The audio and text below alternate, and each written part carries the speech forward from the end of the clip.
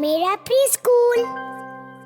Hello dear parents, मैं हूं Ayesha Zeeshan, teacher छोटे छोटे बच्चों की।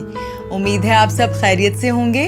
मेरी दुआ है कि हम सब के छोटे छोटे बच्चे हमेशा हंसते मुस्कुराते रहें। पिछले वीडियोस में आपके सवालात और कमेंट्स का बहुत बहुत शुक्रिया। जिन सवालात के जवाबात मैं दे सकी मैंने दिए, और डिटेल्ड आंसर्स कुछ आपको इस वीडियो में और बाकी आने वाले वीडियोस में मिलते रहेंगे। पिछले वीडियो में हमने बात की बच्चों के स्कूल ज्वाइन करने से पहले की अर्ली लाइफ स्किल्स के बारे में, और आज बात करेंगे बच्चों की इनफॉर्मल एकेडमिक्स की। लेकिन इससे पहले एक सवाल जो मुझे बार बार पूछा गया और उसका जवाब देना मैं बहुत ज़रूरी समझती हूँ कि बच्चों को स्कूल दाखिल कराने की सही उम्र क्या है। How to determine the right age for our child to get him enrolled for school? हमारे खित्ते में ये एक्सपेक्ट किया जाता है कि 6 साल की उम्र में हमारे बच्चे को क्लास 1 का स्टूडेंट होना चाहिए। हमारे यहाँ स्कूल छोटा हो या बड़ा हो, एक्सपेंसिव हो या नॉमिनल हो, कोर्स आउटलाइन मोर और लेस सेम होती है। अब ऐसा नहीं है कि हमारा बच्चा प्री स्कूल में साल 6 महीने लगाए और क्लास 1 के स्टैंडर्ड्स को मीट करने के लिए तैयार हो जाए। क्लास 1 के कॉन्सेप्ट्स की कॉम्प्लेक्सिटी को अंडरस्टैंड करने के लिए हमारे बच्चे को प्री स्कूल की 3 स्टेजेस को कवर करना पड़ता है, यानी play group, Montessori and preparatory. मुख्तलिफ स्कूलों में इनके नाम मुख्तलिफ हो सकते हैं और इनमें से कोई भी स्टेज ऐसी नहीं है जिसको गैर जरूरी समझा जाए। हम में से बहुत से पेरेंट्स ये समझते हैं कि प्ले ग्रुप जरूरी नहीं है, बच्चे खेल कूद के घर वापस आ जाते हैं। याद रखें, इस उम्र में बच्चे सोशलाइज करना, बेसिक कॉन्सेप्ट्स, डिसिप्लिन और इंस्ट्रक्शंस फॉलो करना सीखते हैं and they improve their ability to communicate. Tender age में स्कूल के एनवायरनमेंट के साथ सिंक इन करना ज्यादा आसान होता है। हमारे एजुकेशन सिस्टम की एक्सपेक्टेशंस के मुताबिक हमें हमारे बच्चे को 3 साल की उम्र में स्कूल में दाखिल कराना चाहिए। We can skip a year अगर हम ये सारी अपॉर्चुनिटीज और एक्टिविटीज अपने बच्चे को घर में प्रोवाइड कर सकते हैं। 3 साल की उम्र हमारे बच्चे के लिए कोई हरफे आखिर नहीं है, हम 1 और साल भी वेट कर सकते हैं। लेकिन अगर इस उम्र में हमारा बच्चा फर बातें कर रहा है, आर्ग्यूमेंट कर रहा है, अपनी लाइक्स और डिसलाइक्स बता रहा है, मोबाइल फोन यूज कर रहा है, तो we are definitely holding him back from learning something constructive. ये फैसला अब हम माँ बाप को करना है कि हमारा बच्चा स्कूल जाने के लिए तैयार है या नहीं है, और अगर नहीं है तो क्यों नहीं है। Now let's move on to informal academic preparations for starting preschool. अब जैसे ही हमारा बच्चा चीजों को उनके नामों से पहचानना शुरू करे, सबसे पहले उसे बेसिक शेप्स का इंट्रोडक्शन दें। हमारी एक एजुकेशनल टर्म है रियलिया, जिसका मतलब है learning with the integration of real life objects. Let's say हम अपने घर में पिज्जा ऑर्डर करते हैं तो हम अपने बच्चे को बता सकते हैं कि the box is square, pizza itself is circle and the slices are triangles. जब मेरा बच्चा छोटा था तो मैं हमेशा उससे पूछती थी कि बेटा आज सर्कल पराठा खाओगे, स्क्वायर पराठा खाओगे या ट्रायंगल पराठा खाओगे, और फिर पराठा बनाने के बाद फिर पूछती थी कि मामा ने आज कौन सा पराठा बनाया है। मैंने रियल लाइफ इंटीग्रेशन के कुछ एग्जाम्पल्स आपको यहाँ दिए हैं। Now it's up to you to be more creative. Initially हमें अपने बच्चे को सिर्फ 3 बेसिक शेप सिखानी है, circle, square and triangle. Once he has a good grasp on the concept, we can continue to teach him rectangle, oval, heart, star and diamond. हम अगर अपने 2 साल के बच्चे को भी ये चीजें सिखाना शुरू कर दें तो हम हैरान रह जाएंगे कि वो कितनी जल्दी ये चीजें सीख जाता है। शेप्स के साथ जो दूसरी चीज हम अपने बच्चे को सिखाएंगे वो है colours, names of colours and how to recognise them. अब ये चीजें सिखाने के लिए हम उनको लगा देते हैं टीवी या फिर थमा देते हैं मोबाइल। इससे लर्निंग तो लिमिटेड रह जाती है, लेकिन स्क्रीन टाइम अनलिमिटेड हो जाता है। स्क्रीन के उस पार की चीजें स्क्रीन के उस पार तक ही महदूद होकर रह जाती हैं। बच्चा कार्टून्स, कैरेक्टर्स और तेजी से चेंज होने वाले सीन्स को तो एंजॉय करता है, लेकिन हकीकी जिंदगी के लिए कुछ ज्यादा एक्सट्रैक्ट नहीं कर पाता। मैं इस चीज को इंडोर्स करती हूँ कि बच्चे रिदम और म्यूजिक के साथ ज्यादा जल्दी सीखते हैं, लेकिन अगर वो ये सब कुछ हमें करता देखेंगे एज पेरेंट, तो वो बहुत ज्यादा अपनी हकीकी जिंदगी से इसको रिलेट कर सकेंगे। Let me give you an example. एक सॉन्ग है जो मैं हमेशा अपने बच्चों के साथ करती हूँ to teach them about colours and believe me it always works. एक प्ले कार्ड बना लें with the rainbow on it and sing this song with them. Red, orange, yellow, green, blue, purple, pink. Red, orange, yellow, green, blue, purple, pink. It's a rainbow, it's a rainbow, a beautiful rainbow in the sky. ये play card आपको नीचे description में high resolution में print out के लिए downloading के लिए मिल जाएगा।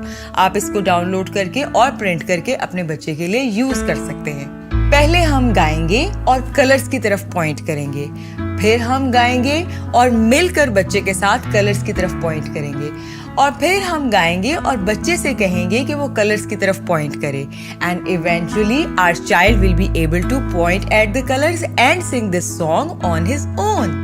हमें इस गलत फहमी में नहीं रहना कि एक या दो सिटिंग्स में हमारा बच्चा कलर्स को मास्टर कर लेगा, बल्कि हमें इसको अनफेलिंगली तब तक रिपीट करना है जब तक हमारा बच्चा कलर्स को प्रॉपरली रिकॉग्नाइज ना करना शुरू कर दे। अब नेक्स्ट स्टेप आता है क्वेश्चंस एंड आंसर्स का। रियल लाइफ में चीजों की निशानदेही करें और बच्चे से उनके कलर्स पूछना शुरू करें, लेकिन याद रखें बच्चे से डिसएग्री ना करें बल्कि उससे कन्वर्स करें। मिसाल के तौर पे आप बच्चे को एक रेड एप्पल दिखाते हैं और उसका कलर पूछते हैं एंड इफ ही सेज कि ये तो ब्लू है, तो आप उसको कहें लेकिन मुझे तो रेड लग रहा है, आपका क्या ख्याल है। इस तरह बच्चा रिकॉल करेगा और उसको याद आ जाएगा कि एप्पल इज रेड, और बच्चा ट्रायल एंड एरर से अपने आप को खुद ही बेहतर से बेहतर करता जाएगा। अब एक और इम्पॉर्टेंट कॉन्सेप्ट जो हमें अपने बच्चे को देना है वो है नंबर्स एंड काउंटिंग। सबसे पहले तो हमारे बच्चे को नंबर्स के नामों का पता होना चाहिए, जो हम उसे सिखा सकते हैं ओरल ड्रिल के साथ, यानी ज़बानी दोहराई। शेप्स और कलर्स का ताल्लुक तो देखने और पहचानने से है, लेकिन नंबर्स का ऑर्डर और सीक्वेंस बच्चा सुनने से ही सीखता है। सुनने के बारे में आपको एक इंटरेस्टिंग फैक्ट बताती चलूं।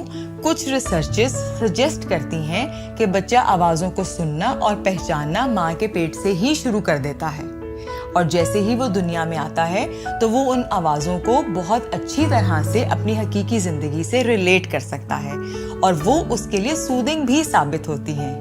मेरा आपको ये सब बताने का मकसद ये है कि हमें बच्चे को नंबर सिखाने के लिए उसके बोलने तक की उम्र का भी इंतजार करने की जरूरत नहीं है। हम ये ड्रिल उसके साथ बहुत छोटी उम्र से ही स्टार्ट कर सकते हैं, यानी जब हमारा बच्चा चलने लगे तो हम उसके स्टेप्स भी उसके लिए काउंट कर सकते हैं ताकि वो सुने।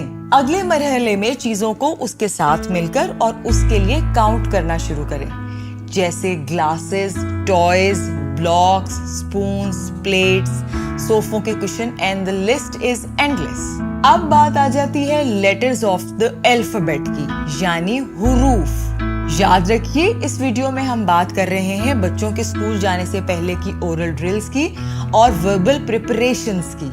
फ्लैश कार्ड्स, कटआउट्स या चार्ट पेपर को अपने घर के किसी भी एरिया में बच्चे के आई लेवल पे डिस्प्ले कर लें। आई लेवल पे डिस्प्ले करना इसलिए बहुत जरूरी है ताकि बच्चा उसको टच कर सके और पॉइंट कर सके, और आप उसके साथ ये ड्रिल बैठ कर करें। जब हम बच्चे को पढ़ाने के लिए या सिखाने के लिए उसके साथ बैठकर उसकी हाइट को मैच करेंगे तो उसका कंसंट्रेशन बेहतर होगा। Here I must tell you कि हमने बच्चे को इंग्लिश अल्फाबेट सिखाने के लिए हमेशा लोअर केस यानी स्मॉल ABC से ही स्टार्ट करना है, क्योंकि उसका वास्ता अपने एनवायरनमेंट में 99% स्मॉल लेटर्स से ही पड़ेगा। अल्फाबेट इंग्लिश के हों या उर्दू के, याद रखें हमने बच्चों को उनके नाम नहीं उनकी आवाजें सिखानी हैं, यानी फोनिक्स। बच्चों के लिए फोनिक्स के वीडियोस जो मैंने बनाए हैं उनके लिंक्स आपको नीचे डिस्क्रिप्शन में मिल जाएंगे, और पेरेंट्स के लिए वीडियोस जिसमें मैं ये बताऊंगी कि उनको बच्चों को फोनिक्स कैसे पढ़ाने हैं मैं बहुत जल्द शेयर करूंगी। हमें ये ड्रिल्स मल्टीपल टाइम्स दिन में बच्चों के लिए करनी है और जिसके लिए चंद मिनट्स ही दरकार हैं, और इनको करते हुए लेटर्स को पॉइंट आउट करना मत भूलें, वरना ये कॉन्सेप्ट्स हमारे बच्चे के लिए एब्स्ट्रैक्ट ही रह जाएंगे। स्कूल ज्वाइन करने से पहले पहले हमें अपने बच्चे को कलर्स, शेप्स, नंबर्स और फोनिक्स के साथ साथ कुछ जनरल नॉलेज भी देना है। जिसमें है सब्जियों के नाम, फलों के नाम, जानवरों के नाम और बॉडी पार्ट्स। अनलाइक एडल्ट्स, एक छोटे बच्चे का ब्रेन मल्टीपल लैंग्वेजेस को बहुत आसानी से प्रोसेस कर सकता है, इसलिए हमें उसको ये अवेयरनेस इंग्लिश और उर्दू दोनों लैंग्वेजेस में एक साथ देनी चाहिए। इसके लिए मैं बहुत ज्यादा डिटेल में नहीं जाऊंगी, ये कोई रॉकेट साइंस नहीं है। आप दोनों लैंग्वेजेस की वोकैबुलरी इंटरनेट से बहुत आसानी से हासिल कर सकते हैं। शुरू करें घर में मौजूद कॉमन फ्रूट्स एंड वेजिटेबल्स के साथ।